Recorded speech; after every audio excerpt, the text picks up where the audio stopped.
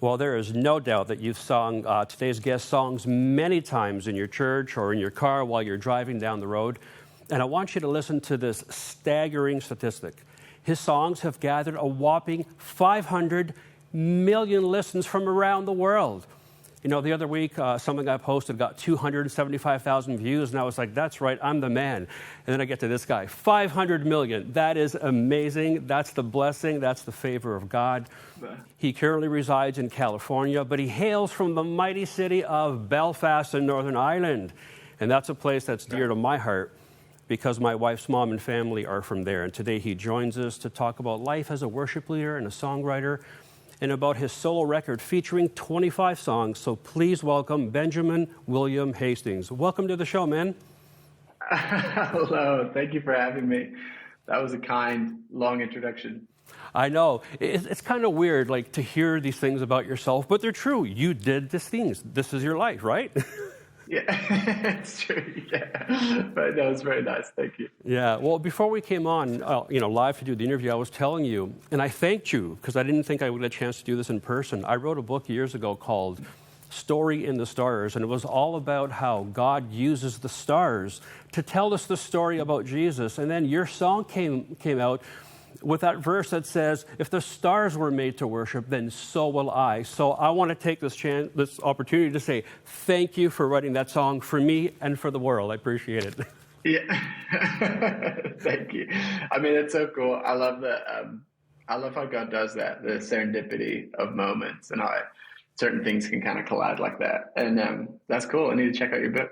Well, I'll send it to you. No worries. Hey, listen, let me ask you about songwriting. Is that something you always knew you wanted to do, or did that come about like later on in life? Yeah, look, I've always kind of been writing. I grew up, my dad was a songwriter, so he wrote songs for the Salvation Army and for their like choral pieces. He actually still does. And so I kind of just grew up around it, and I just thought it was kind of just something you did. So I remember just sitting at the piano as a young kid and just trying to figure out chords and just singing stuff. And I find it pretty early as a way to, I guess, express myself or, in the early days, I remember singing these terrible heartbreak songs about girls who I thought I loved and didn't understand what that meant. And then through my life, when I met Jesus, kind of became this medium through which I could communicate kind of what I was experiencing, and a way of kind of grappling with my faith. So I'm very grateful I find it. It's been a really helpful tool, in at the very least, in emotional regulation. But beyond that, I find it helpful to process, etc. How old were you when you wrote your first song, do you think? Oh, probably like 13, maybe 12, 13. Which I thought is young, but like if you think now, you go on TikTok or whatever, and you got these kids that are like 6, just writing the most insane songs ever. So, Okay, so I wonder, like, what's it like for you? You know, you come from Belfast. It's a great city, but it's not a massive city. And then God gives you this great success, and then you have this, whirlwind career. You played to tens of thousands of people in massive auditoriums around the world. How do you ground yourself when God is elevating, you in the world's eyes? Yeah. I mean, I'm very lucky to, I lived in Australia for a long time, Belfast as well. One of the things that both of those cultures have in common is they're very grinding. In Australia, there's this thing called tall poppy syndrome, which is like, and it's actually not always the best part of the culture, but a benefit of it is, the theory is, if ever one poppy grows slightly taller than the other one's jobs is to like bring it back down. And I think, and most of my friends, my wife's Australian, my parents are obviously Irish, there's no real room to think too much of yourself, like that's not something you get away with for very long. So,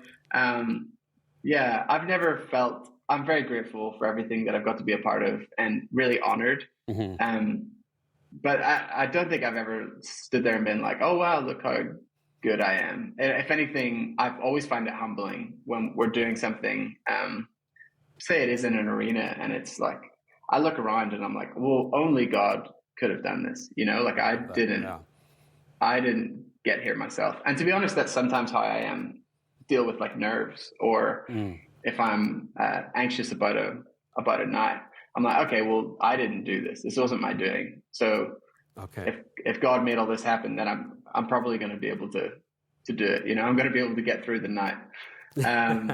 Yeah. No, I love the honesty, because I can only imagine coming from an arena that was 20, 30, 40, 50,000 people, and everybody's like, oh, wow, wow, wow. Then you come home and your wife's like, yeah, take out the garbage. It's very grounding, completely. Right? It is, absolutely. Yeah. Yeah, we all need people like that in your life. And we talk about leading worship. As a performer, how do you find leading people in worship different from just being like a good performer or just writing and performing good music?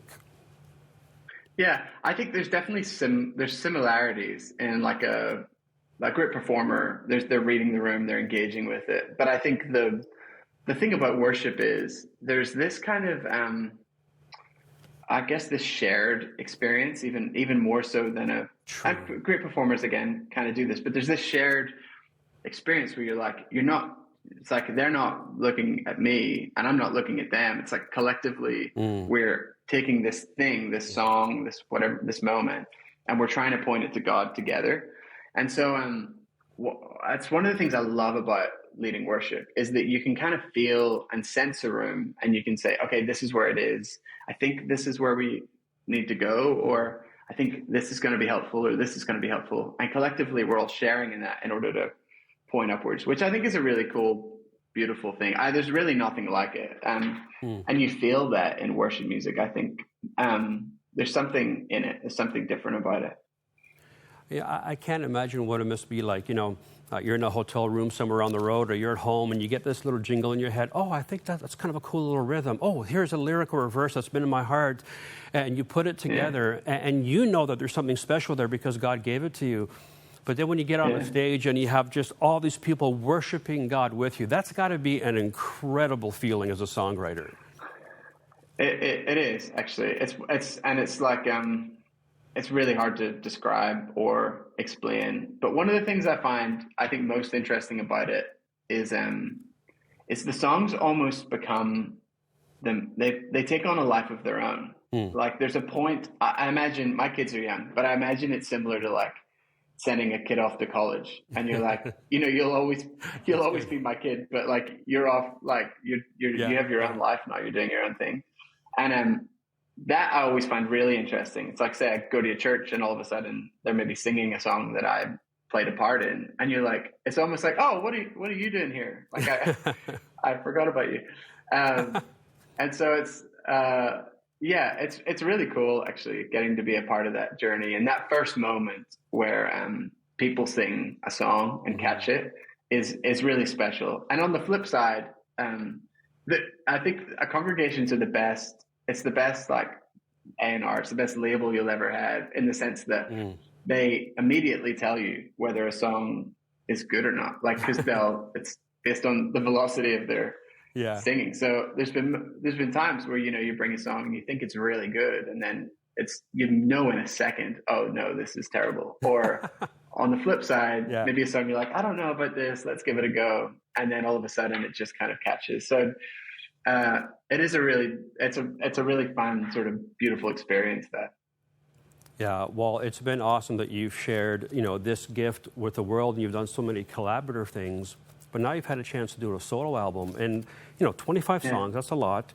And just reading through some of the lyrics of the song, it's pretty vulnerable. Is that something you did on purpose, or is that who Benjamin is? Well, I mean, yes and yes. So I've referred to the album as almost like a bit of an overshare. But really I started writing the songs. They were dropping into my heart. And most of the songs that I've been a part of in the past, I've normally had a vehicle that made sense for them, whether it was United or like I have a lot of friends and doing different things that I feel like, okay, this song's going to make sense for them, or etc. But these songs were kind of dropping into my heart that I'm like, I feel like I'm probably the only person that can sing this. It's so personal, so specific. Maybe I do need to do something. And that kind of started the journey. And then that almost attracted some of those songs to me. And it was really helpful as a way, during like the pandemic and different things. It was a really helpful way of processing and being able to articulate where I was with God, a lot of the wrestles and the struggles I've been having, those struggles with mental health and depression and all of these kind of things. And it was the way I find of like kind of just getting through it. And then a lot of them I was like, I probably will never release this. But I got to a point where I was like, well, if I'm feeling this stuff, surely other people are feeling it too. Right. And maybe like, because I felt a little crazy at times because I felt like people weren't talking about some of this stuff.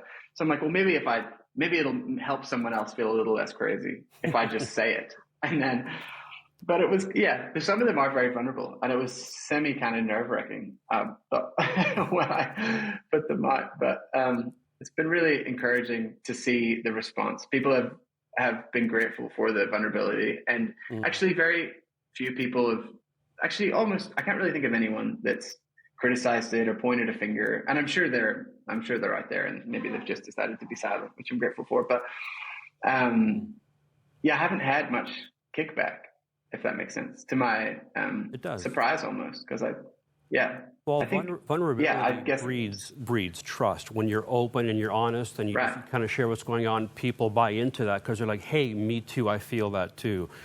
And I just want to appreciate you for writing what's in your heart, and thank you for all the incredible worship you gave us, not just the catchy tunes, and they are catchy, but thank you for helping us collectively to enter into the presence of God. And I think the most powerful thing that I want to just bless you with this morning or today and let you know is that when you're long gone, these songs are going to continue to take people into God's presence. Thank you for that gift. Yeah. Thank you so much. Yeah, thanks for being with us today. So kind. Oh, no, thank you for having me. It was a great chat. I appreciate your time. Amen.